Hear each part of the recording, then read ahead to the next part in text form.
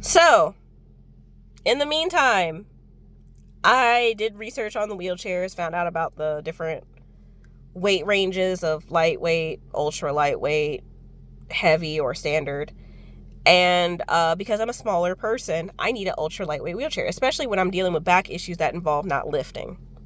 So I got the wheelchair. I also got myself a lightweight vacuum cleaner to be able to vacuum around the house when I do have mobility. So I would be in the category of a ambulatory wheelchair user. What that means is I can walk a little bit, I can get around. I can't walk very far, and it's probably not great for me to walk a lot because it will have bad repercussions.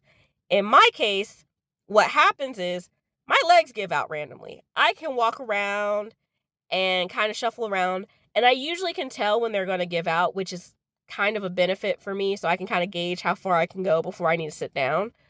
But there has been a couple times where it just kind of bloop right on out and I'm just laying there. So,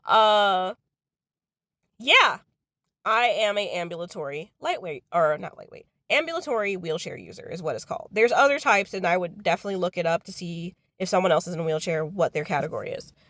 So at this point, I'm fighting with insurance and I'm fighting with my doctor's office to try to get the correct wheelchair. Bought myself a wheelchair, a lightweight wheelchair, not knowing the weight and all this jazz. And I'm trying to live my life, even though I'm sick and feeling like trash. And so I'm on gabapentin and hydrocodone for pain. And so my friends and I, we were planning on celebrating once I got news about when I was going to get this back surgery.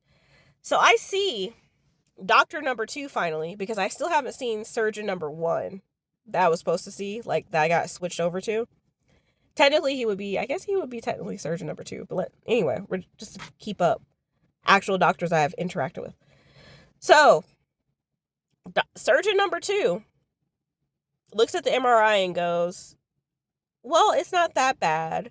And he does some like testing of my feet. He's like, you still have feeling in your feet? And I'm like, yeah, but I'm having mobility issues. I'm in a lot of pain.